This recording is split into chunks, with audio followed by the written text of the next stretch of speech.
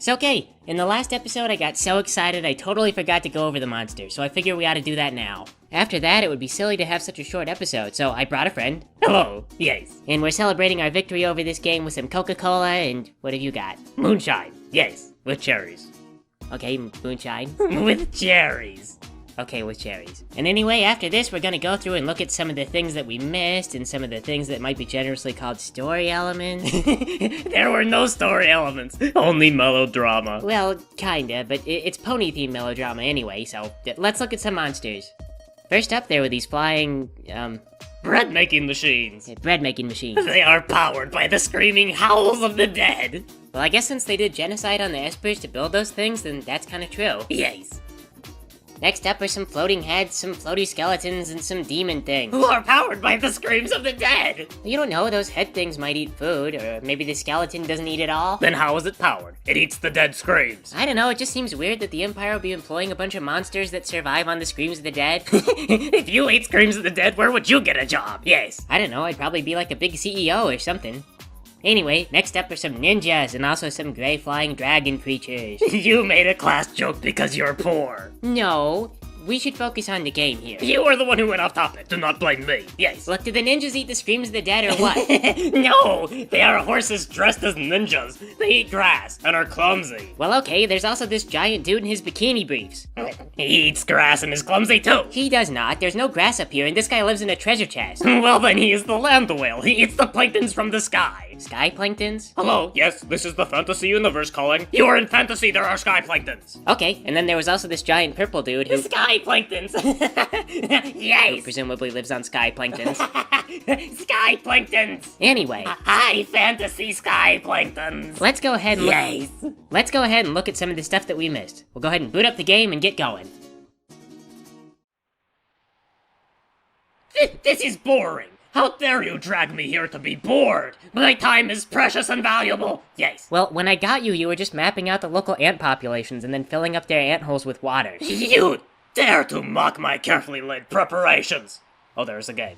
Oh, hang on, I think I might have put in the wrong game, because I remember distinctly that the world exploded and everyone died, and that was the end. Did you check the pulse? Did I check the pulse on the world? No, the world exploded. The continents separated apart. I'm pretty sure the world is done for. Fool. Inexperienced fool. Clearly, the world has come back as a cyborg to crush its enemies. Who would revive a dying planet with cybernetic implants? It was the entire basis for the plot of Wild Arms 3. Yes. Oh, yeah. Oh, that's true. That was a kick-butts game, too. That was with nanomachines, though. My favorite part of the game was that you could rename the NPCs, and soon every NPC was named Lieutenant Fuzzy Pickles. Oh no. Oh no, oh no, oh no, oh no. What? Yes.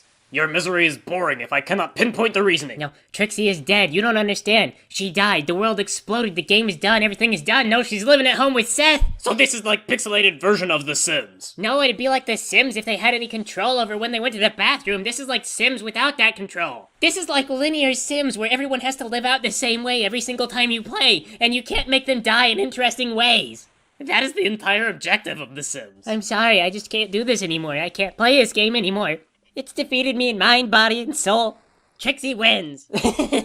Trixie cannot win. She is always playing as the disadvantage of being Trixie. Trixie wins, okay? I'm tired of fighting her. I have to go. I'm sorry, everyone. I'm sorry, all my fans. I'm sorry. I'm sorry I couldn't do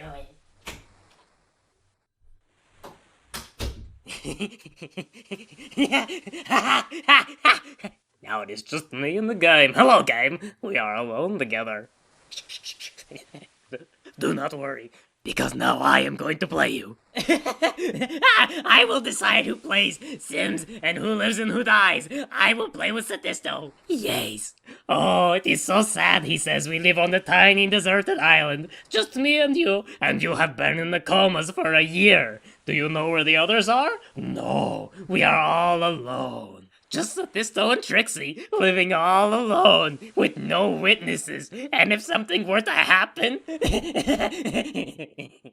there would be no one to blame. All others have committed suicide, yes, like cowards. But not Sadisto. He was sustained by his hope that Trixie would one day wake, yes, and cup his yellow buttocks with her hooves. I am sorry, yes, he says, as if an apology will make up for his terrible situation. Trixie forgives because she is a slave to social conventions. I do not forgive. I do not care. I do not care for either of them. And yet I am their warden. I control their every step. Just as soon as the game lets me get out of this freaking cutscene. Yes. Hi, are you hungry? Trixie asks. Yes. I haven't eaten in 3 days, and I have become ill, says Satisto. He is a liar. We know he is a liar because of how quickly he divulges this information. No one asked if you are hungry, Satisto. Why do you feel the need to tell us so? Such suspicious behavior deserves a rigorous test indeed. Yes, we shall put his claims to scrutiny. And only eat the fish, he says. Oh, how very convenient for you. You thought I would overlook such details. Yes, well, we shall see if there is more than fish. Aha! Behold, a bird! Satisto's claims unravel. I will not catch the fishes. This is stupid.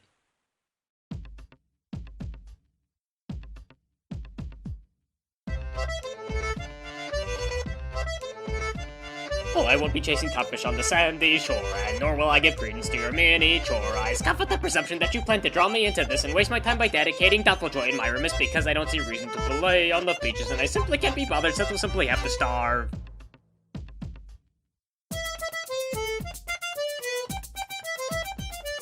I won't be picking bloodies from the beaches and the sand, and I really must be telling how this task is far too bland. Whatever has possessed you to assumptions so presumptuous to think that you could cram this total crap in my esophagus because I can't see reason to belay on the beaches, and I simply can't be bothered since we'll simply have to starve.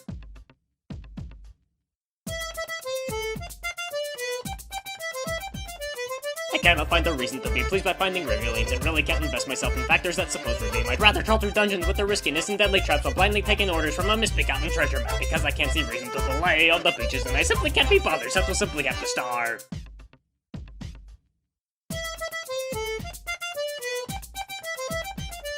I tried to fathom scooping up a bunch of angry snapperfish and only wondered thinking why the game would see this as my wish. It's hard to be a hero when you're smelling like a yeast infection thanks to all the sea life that you've added to your new collection because I can't see reason to belay on the beaches and I simply can't be bothered so we'll simply have to starve.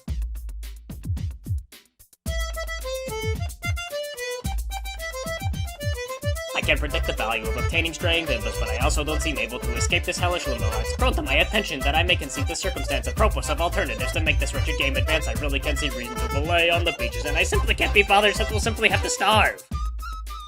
Yes, flute us home.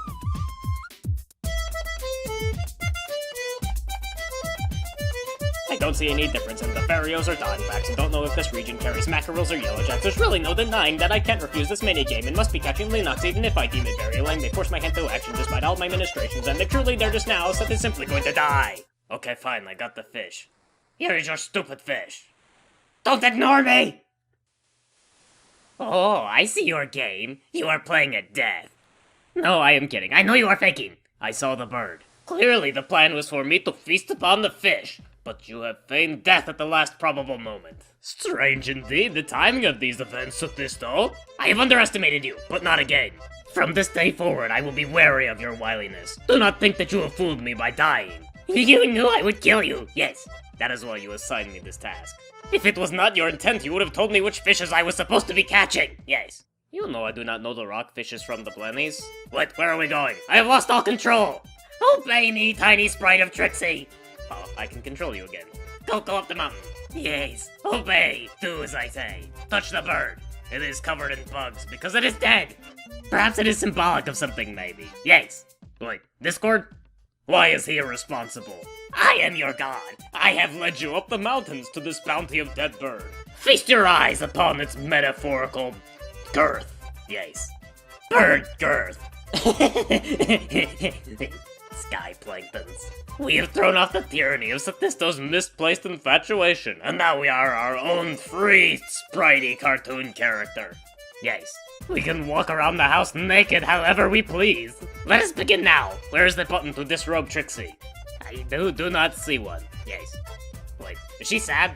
Why? We killed someone. He is worth experience. At least 100. We removed the fish from water and held it aloft until it starved of no water oxygen. That is 2 experience. Yes. Starved of oxygen, water, fish, 2 experience. Satisto is dead, 100 experience. How much points do we need to raise our strength? Oh, yes, kill ourselves. We are probably worth at least 200 experience.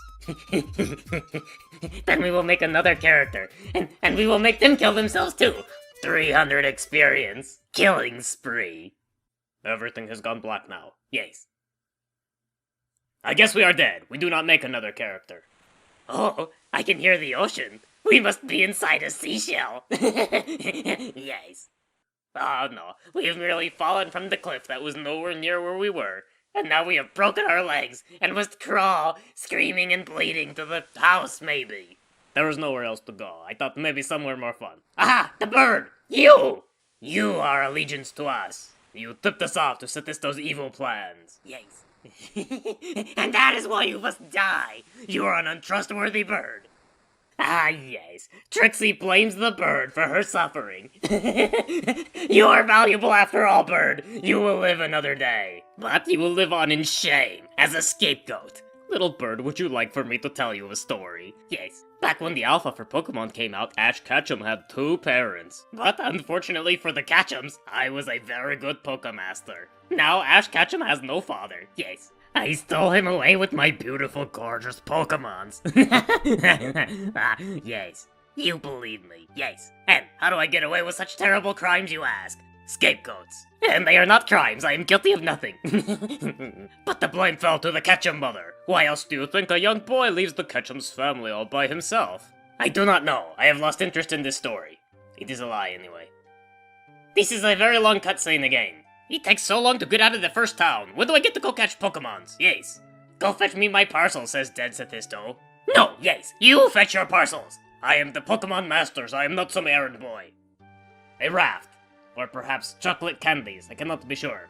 Either way, not seaworthy. But since we plan to commit suicide anyway, it is the same difference. Trixie will show you what she is made of. Organs and blood. And chemicals. Also insecurities. We must not forget those. Yes. And so, without any knowledge of astronavigation, or how to sail, or how to operate the raft, or a rudder, or a means of propulsion, Trixie set off into the ocean. She did so not even feeling in high spirits. Morale was low at the beginning. It became worse as she continued to be lost until her raft became waterlogged and she sank, and then was nibbled upon by the fishes that killed Satisto. Yes. Yes, and it was her first rafting trip. Very sad. She had no fond memories and forgot the camera. She could not take pictures of her sad memories. What is all this? In just one day of lazy drifting across the ocean, there is like whole civilizations? How did they build a raft if there were no trees on the deserted island? Where's my raft? I have been bamboozled!